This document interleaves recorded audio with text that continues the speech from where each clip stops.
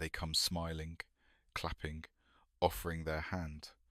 But Machiavelli warned that some hands extend not in friendship, but in calculation. The most dangerous enemies are not the ones who announce themselves, they are the ones who sit closest, the ones who speak softly, the ones who pretend to care. A kingdom has been lost not by swords at the gate, but by whispers at the table. If you want power, survival, and freedom, you must learn to see them for what they are, and cut them off before they cut you. There is a certain kind of friend who smiles when you succeed, but the smile never reaches the eyes. Machiavelli would call this person the envious companion, a figure more dangerous than an enemy because they study you with quiet hunger. Envy is a disease that cannot be cured, only concealed, and it reveals itself in the smallest ways. The half-hearted applause, the compliment laced with a shadow, the subtle attempt to downplay what you have built. Such people do not celebrate your victories, because every step you take upward feels to them like a reminder of their own weakness. They cannot bear that you are proof of their failure to rise, and so their presence becomes a constant drag on your momentum. If you confide in them, they will hear your good news with a nod, and later repeat it to others with a tone that strips away its weight. If you stumble, however, they will be first to spread it as if it were breaking news. Machiavelli understood this type well. He observed that envy is sharper than hatred, because hatred at least admits its existence, while envy hides behind the face of a friend. It is not enough to confront such people, because confrontation only feeds their bitterness. The wiser strategy is distance. They must be removed from your circle, not with noise, but with silence, because an envious friend thrives on attention. By cutting them quietly, you rob them of the performance they crave. Envy, left close to you, is like a slow poison in the cup. You may think you can manage it, that their jealousy is harmless so long as you remain stronger. But Machiavelli warns that envy, given time, will erode alliances, distort perception, and leave you vulnerable to betrayal at the precise moment you need loyalty most. The envious friend does not stab you outright. They nudge the knife into the hands of others. They whisper, they question, they plant seeds of doubt that sprout long after they are gone from the room. In your climb, the envious companion will either slow you or sabotage you, but they will never help you rise. The only antidote is a cold cut. Do not explain, do not justify, do not try to soften the blow. Remove them as you would remove an infection. It is not cruelty, it is survival. Machiavelli would remind you, better a circle made smaller by subtraction than a circle made weaker by envy. The most subtle enemy is not the one who hates you openly, but the one who calls himself a friend while secretly competing for your throne. Machiavelli knew this character well, for the courts of Florence were filled with men who smiled across the banquet table while measuring every inch of their rival's strength. The competitive friend never admits the truth of his envy. He disguises it as admiration, as support, even as brotherhood. He will borrow your words and wear them as his own. Adopt your habits and present them as a discovery. Echo your victories while pretending they are shared. Yet beneath the mask, he watches you with a constant ledger, counting each step you take so he may one day overtake you. His congratulations are hollow, his advice laced with hidden calculation, and his so-called loyalty depends on his ability to remain close enough to study your moves. Such a friend is not content to build his own path, for his identity is forged in your shadow. He cannot bear to walk behind you, and so every kindness he shows is sharpened with a silent resolve to surpass you. If you succeed, he burns quietly. If you stumble, he rejoices. In time, his mimicry becomes theft, his support becomes sabotage, and his presence becomes a chain dragging you down. Machiavelli would counsel vigilance, for this kind of competitor thrives where boundaries are absent. He will test how much of your world he can enter, how much of your work he can replicate, how much of your strength he can siphon without being named an enemy. The danger is that you may mistake his rivalry for harmless ambition, believing you are untouchable while he grows sharper in the dark. By the time you recognize him as an opponent, he has already studied the weak points in your armor. The solution is not confrontation, for calling him out only fuels his hunger to prove himself against you. The wiser response is removal. Cut off his access, deny him your secrets, close the door before he has learned the full map of your defenses. A true friend delights in your rise, but the false competitor sees your ascent as a ladder he must climb over your shoulders. To allow such a figure into your circle is to raise a serpent in your garden, one that waits patiently until you are most distracted. Machiavelli teaches that survival is not only about the enemies you see, but the rivals you invite too close. When competition hides itself in the costume of friendship, it becomes more dangerous than any sword in open war. Better to walk alone with silence than to walk with a companion who dreams of taking your crown the moment you rest. Cut without warning, for hesitation is an advantage you cannot afford to give. There is a kind of friend who leans close, not out of care, but out of hunger for what you will confess.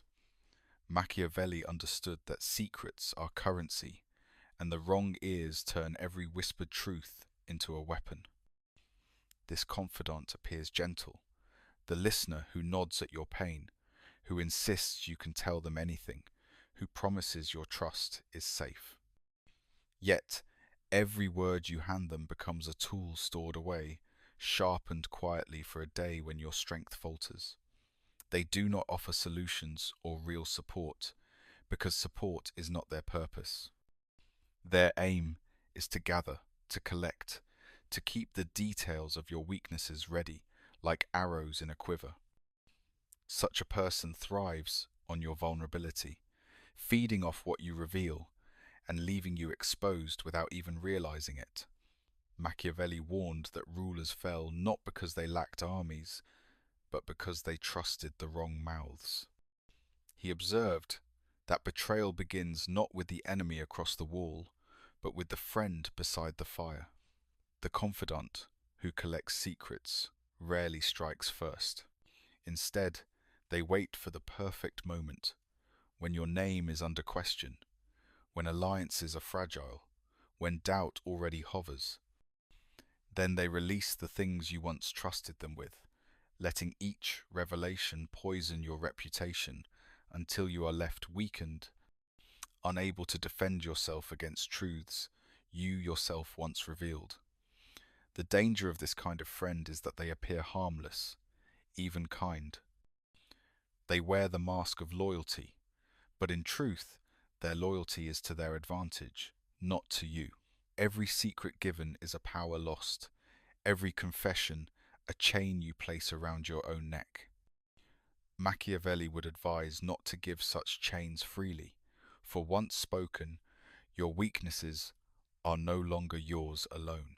He would remind you that silence is power, and those who know less can never rule over you.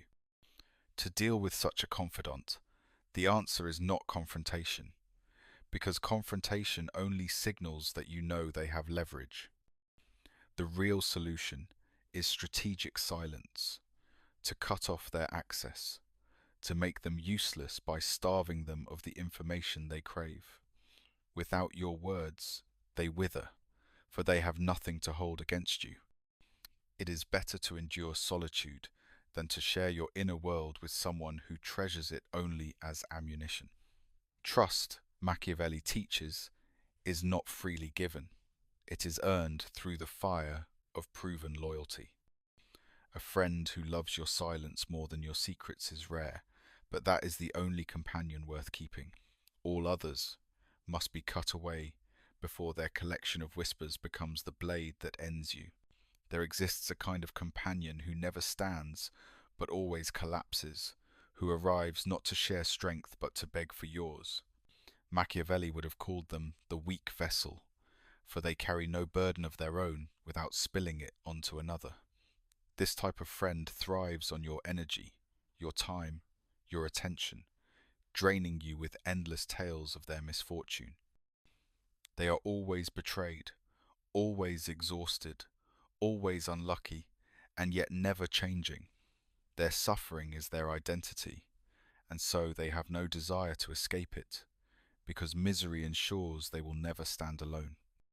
At first, they appear as someone in need, and compassion persuades you to listen, to lift, to give.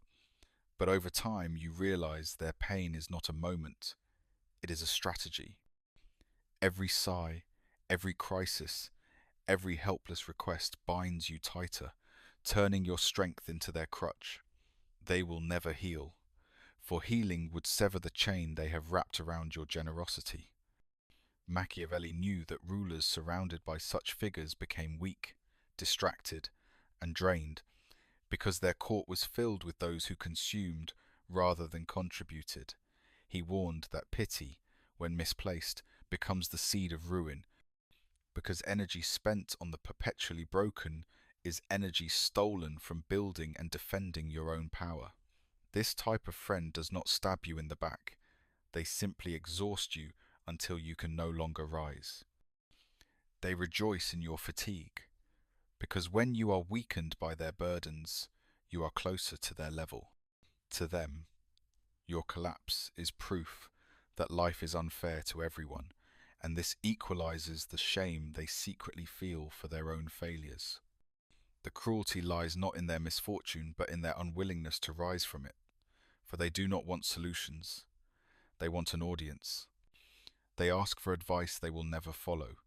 They plead for help they do not value. They repeat the same mistakes because the cycle itself feeds them.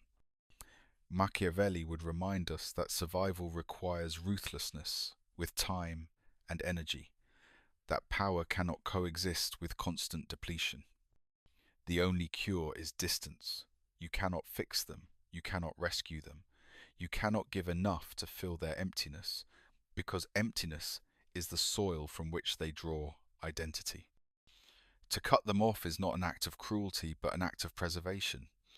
For if you do not, you will wake one day hollowed out, a mirror of their despair.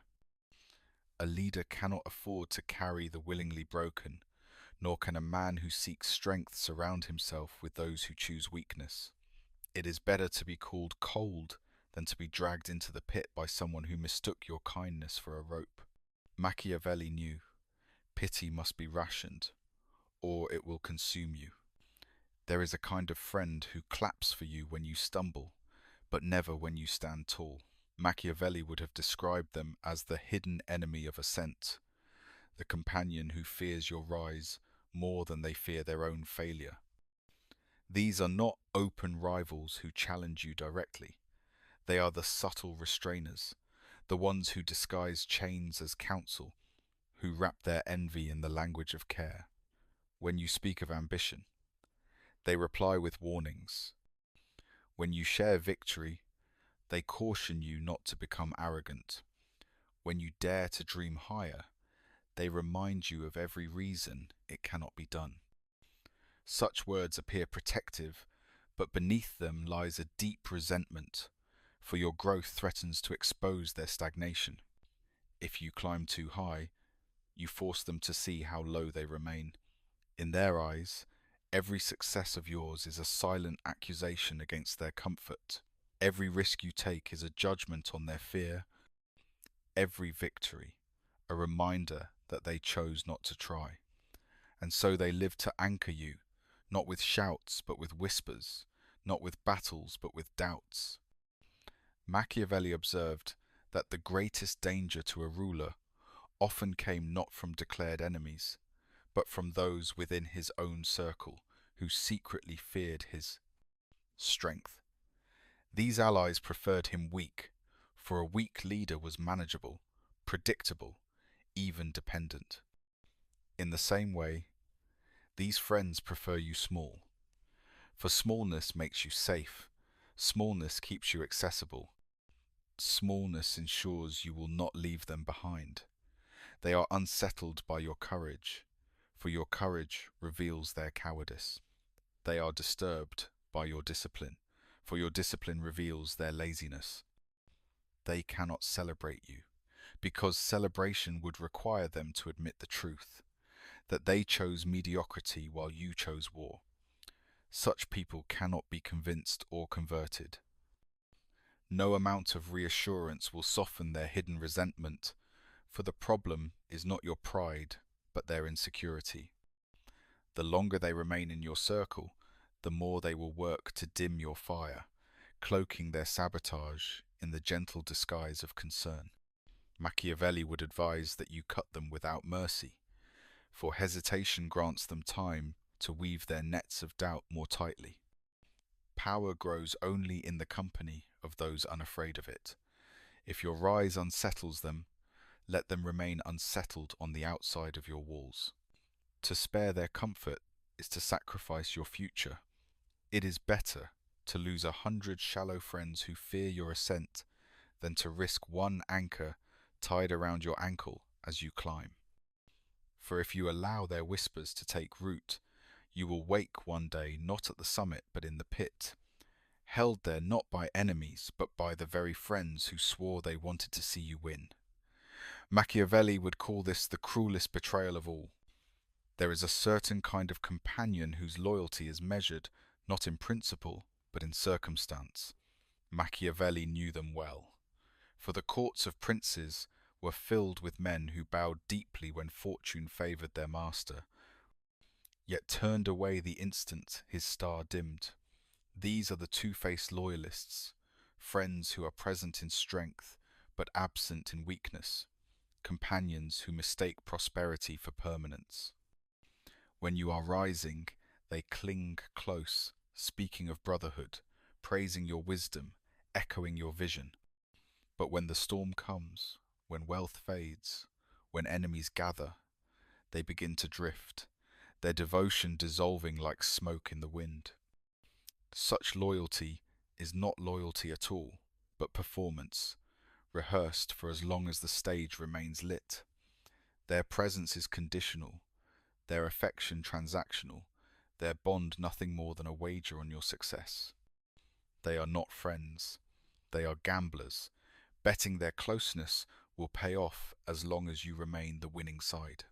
Machiavelli would warn that such figures are even more dangerous than declared enemies, for you may rely on them when reliance is most fatal. In your moment of weakness, when true friends are tested, they are the first to vanish, leaving you exposed and bewildered. Worse still, they often cross to the other side, offering the secrets of your table to the very hands that now seek to pull you down. For just as quickly as they offered loyalty, they now offer betrayal, for betrayal becomes profitable once your crown begins to tilt. The two-faced loyalist will never admit this nature openly. Instead, they will insist on their devotion, even as their actions whisper otherwise. They will excuse their absence, disguise their distance, cloak their betrayal in necessity. Yet Machiavelli reminds us that the measure of a man's loyalty is not how he stands beside you in triumph, but how he kneels beside you in loss. To test such friends, you need not wait for disaster. Offer them no advantage, no stage, no reward, and watch how long they remain. Withhold your victories, cloak your strength, and see if their love survives in silence. Those who vanish at the absence of reward would vanish in the presence of risk. And once revealed, they must be cut without hesitation, for to keep them near is to gamble with your life at the very moment you can least afford it. Machiavelli would remind you that true strength lies not in the size of your circle, but in the steel of its bonds. Better one companion who clings through storms than 100 who scatter with the first cloud. For power is not preserved by the crowd who feasts at your table, but by the few who guard your back when the table is overturned. To trust the two-faced loyalist is to prepare your own downfall, for their loyalty was never yours, only the shadow of your fortune. There is a breed of companion who is silent when you stand before them, but becomes loud the moment you leave the room. Machiavelli warned of such men in the courts of power, for he knew that kingdoms are not destroyed by swords alone, but by whispers that travel faster than steel. These so-called friends wear the mask of agreement when you speak, nodding, smiling, affirming your words as if you were a leader worth following. Yet the moment your back is turned, their tongue loosens and the mask slips.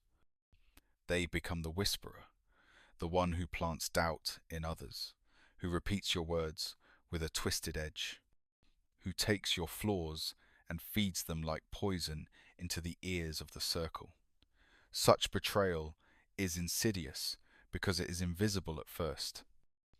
You do not hear their treachery directly. You hear the echo of it returning to you through others, altered, distorted, designed to corrode your reputation. Machiavelli knew this danger well, for he wrote that men rarely confront a prince directly when they disagree, but they will undermine him in the shadows, where no blade can be raised against them. The friend who talks when you leave is a coward, for they fear your strength too much to challenge it in the open. Yet do not mistake cowardice for harmlessness. A single whisper can unravel trust. A single rumor can fracture alliances. A single tale retold can make others question what they once believed without doubt. And once suspicion is planted, it rarely dies. It grows, spreads, and infects the minds of those around you until your authority is weakened without a single visible wound. To keep such a figure in your circle is to invite erosion of your power from within. The solution is not to confront them with rage, for confrontation only exposes that you are wounded by their words. Instead, Machiavelli would counsel cold removal. A whisperer thrives in your presence because your presence gives them a subject. Remove them, and you remove their source of fire. Exile them from your circle, quietly but completely, granting them no access to your affairs, no chance to gather more stories, no opportunity to wrap their lies in your truth. A ruler, Machiavelli reminds us, must guard not only his fortress walls, but also his reputation. For once trust in his strength is corroded, enemies multiply without lifting a sword. Better to cut one whisperer in silence than to let 1,000 whispers build into an avalanche. A friend who talks when you leave was never a friend at all. They were merely an enemy who lacked the courage to strike in daylight. And if you do not silence them by distance, you will find one day that your ruin was not caused by the enemies at your gates, but by the voice that once sat at your table. There is a certain type of companion who does not carry their own fire but lives to borrow yours. Machiavelli would have seen them clearly in the courts of Florence. Men who dressed like their masters, spoke in their words, and stole their ideas, until no one could tell where the original ended and the imitation began. These friends are not content to admire, they must copy, and through that copying they attempt to claim. They will echo your speech, adopt your gestures, repeat your thoughts as though they were born from their own mind. At first, this flattery appears harmless, even flattering, for imitation feels like respect. But Machiavelli knew better. He recognized that when another borrows too much of your fire, they do not return it. They begin to carry it into other rooms, where they present it as their own. Soon, your light is not recognized as yours, but as theirs, and your influence begins to erode in silence. These friends are thieves cloaked as admirers, and their theft is more dangerous than open rivalry because it spreads invisibly. They do not challenge you. They dilute you. They will speak your words to ears you have not yet reached, ensuring that by the time you arrive, your fire is no longer new, your spark no longer unique.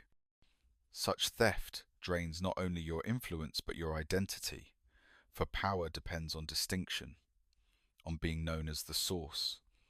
Once that distinction is blurred, you are weakened without realizing it. Machiavelli would advise vigilance, for when your style, your vision, your ideas appear in another's hands, you risk becoming replaceable, and nothing is more fatal to power than the illusion that you can be exchanged for another. The friend who borrows your fire cannot be trusted to hold it without burning you. Their imitation will always expand until it overshadows, until they no longer appear to be your follower but your rival, carrying pieces of your identity as weapons against you. The danger lies not only in their theft, but in your tolerance. For the longer you allow them to echo your light, the harder it will be to reclaim what is truly yours. Machiavelli's solution would be simple and cold. Extinguish their access. Deny them the chance to mimic by closing the distance between you. Guard your vision as you would guard a fortress, not allowing its secrets to leak into the hands of another who would parade them as trophies. True friends build their own fire and stand beside you as equals. False friends live only to borrow your flame until you are left in the shadows of your own making. To cut such a person is not cruelty but preservation, for if you do not, one day you will look into the eyes of your circle and see your own reflection staring back from the face of another, a thief who made your fire their crown. There is a kind of friend who claps the loudest when you indulge your weakness, who smiles when you sabotage yourself, who praises the very habits that keep you chained.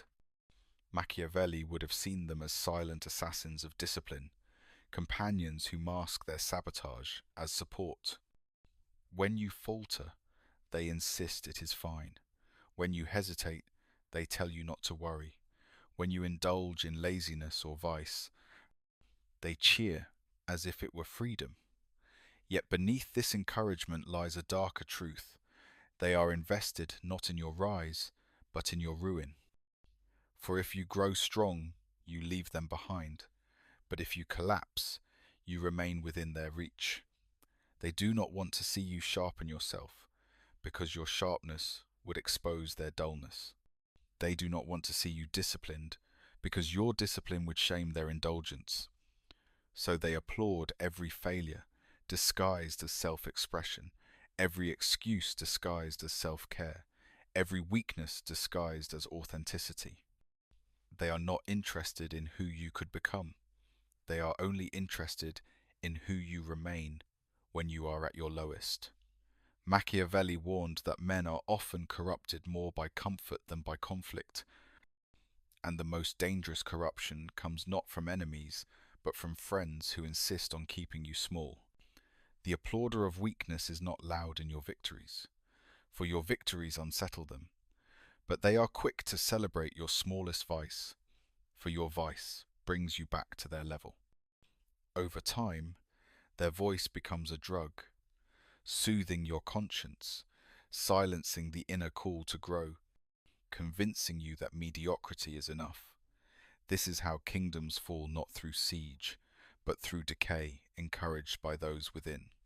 To allow such people close is to give them a vote in your downfall, a vote they will cast again and again until you are no longer a threat to their comfort.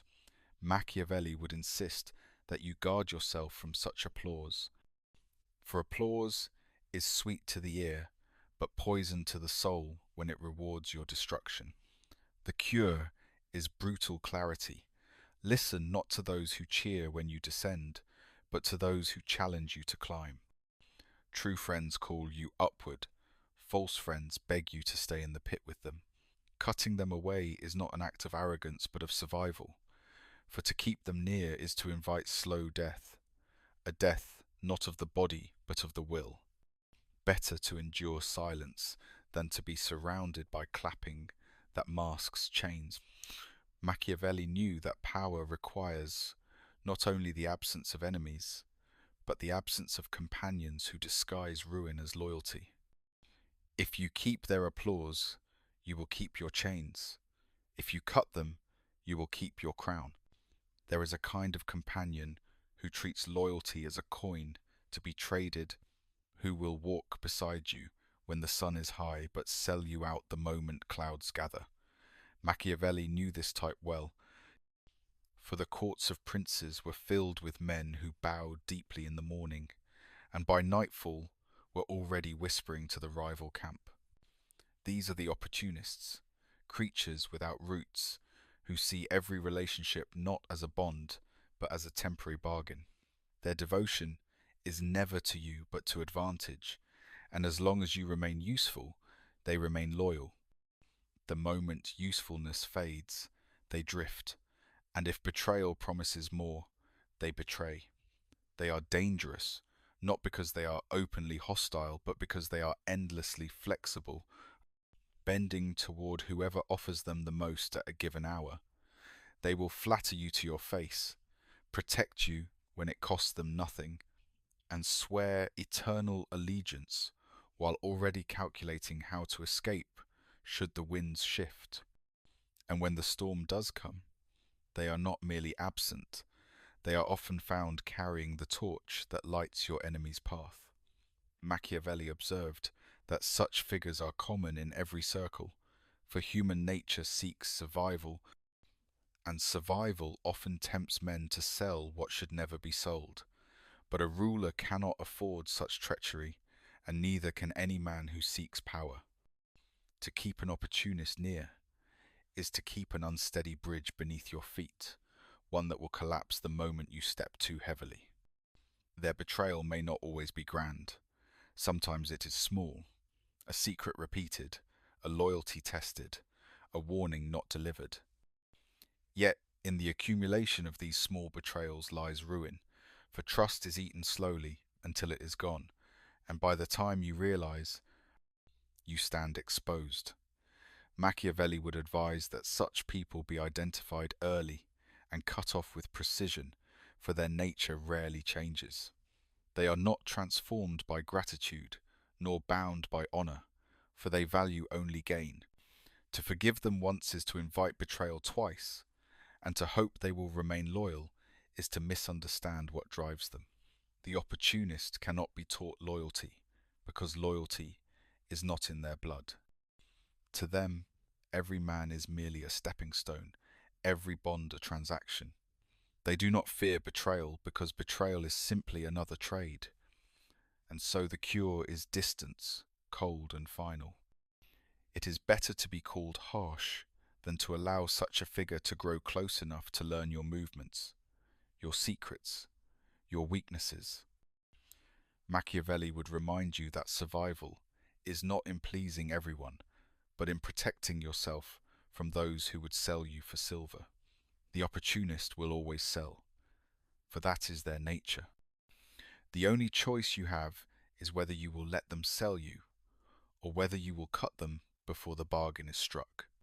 There is a kind of friend who never arrives to help you build, but always arrives to demand entry. Machiavelli would have seen them clearly, for the palaces of princes were crowded with men who sought not to contribute to the realm, but only to bask in its wealth and privilege.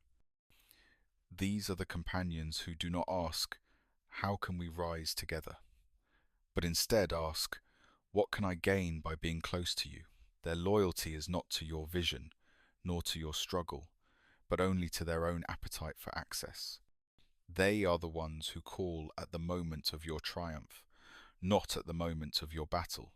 They demand presence at the feast, though they carried no blade to the war. They remind you of friendship when it grants them favor, but they are silent when your burdens are heavy. Their love is not for you, but for the doors you can open, the rooms you can lead them into, the power they can taste through association. And if those doors close, their affection vanishes with them. Machiavelli observed that men often prefer the appearance of power over the reality of struggle, and so they cling to those who shine, without ever enduring the heat of the fire themselves. To them, you are not a friend but a gatekeeper, and they will press against you until you are drained. Such people never bring ideas, never bring effort, never bring strength. They bring only hands that reach, mouths that ask, and eyes that scan for opportunity. They are not allies. They are beggars dressed in the costume of friendship. The danger lies not only in what they take, but in what they prevent. For the more you grant them access, the less space you leave for those who might have truly stood beside you. They fill the table but contribute no bread. They take the chair but bring no counsel. They drain the light, yet leave the room darker. Machiavelli would remind us that a prince who surrounds himself with takers soon finds himself weak, because the energy spent on those who consume leaves nothing for those who build. To deal with such companions requires a ruthless clarity. Deny them the access they crave. Do not explain. Do not excuse, for explanation is wasted on those who never sought to understand. Close the gate, even if their cries accuse you of coldness, for coldness is survival. True friends will knock at your door to labor with you. False friends will pound on your door only to feast with you. And once you allow them in, they will never leave willingly. Cut them early, and your circle will shrink but grow stronger. Leave them, and you will find one day that you are surrounded not by allies but by parasites, and the crown you fought to win is being worn by those who never lifted a hand to earn it. There is a kind of friend who does not confront you with open hostility, but wounds you slowly under the mask of guidance.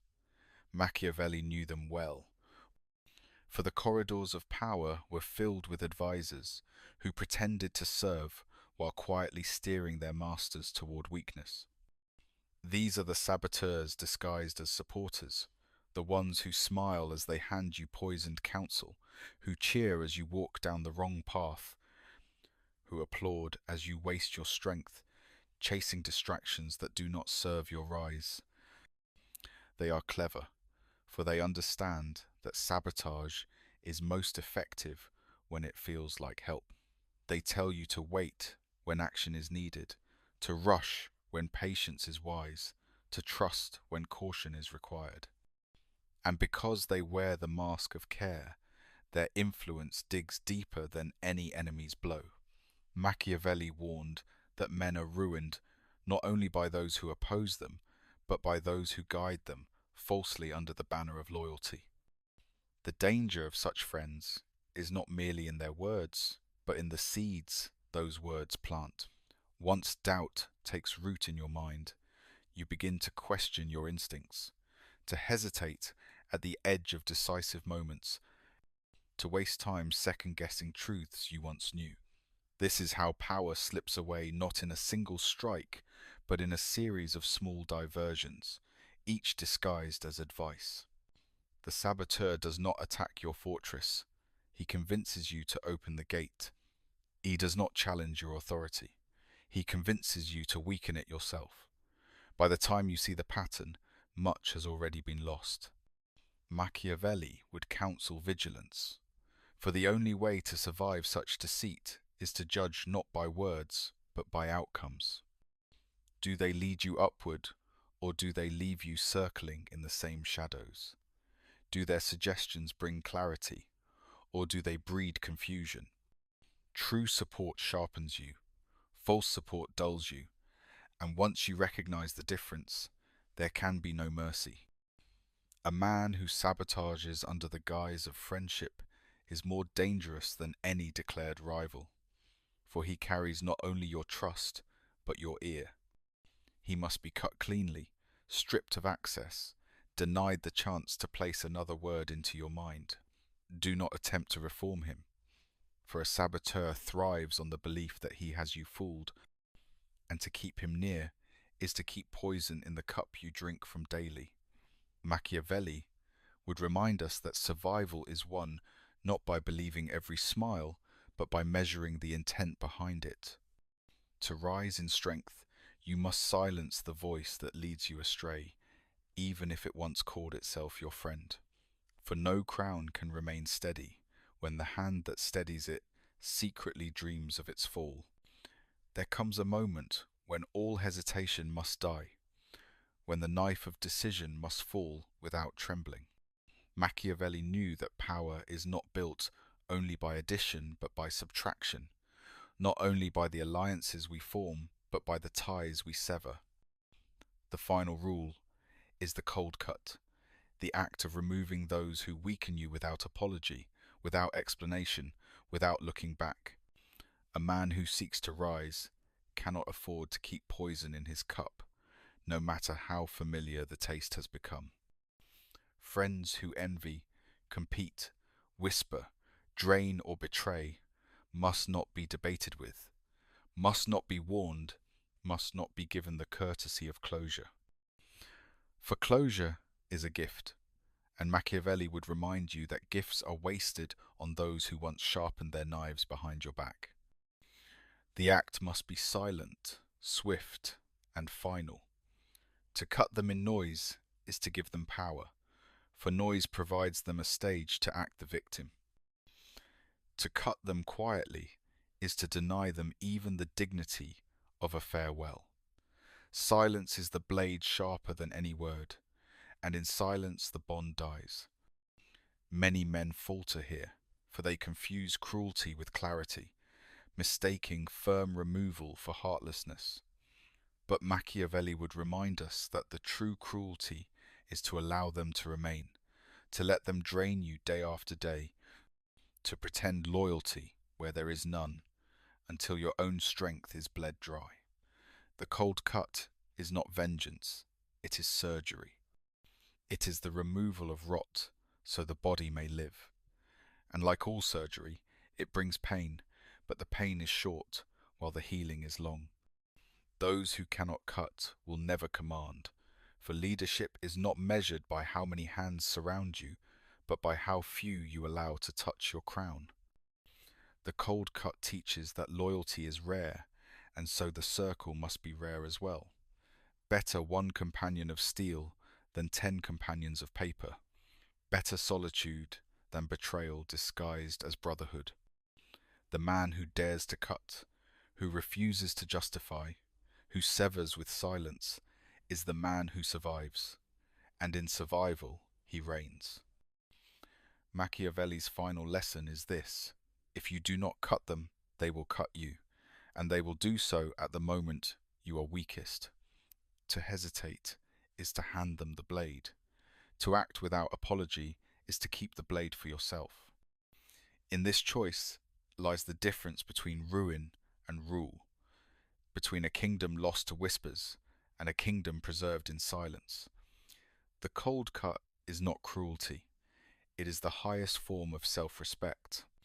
If you found power in Machiavelli's cold rules, remember this: survival favors the ruthless.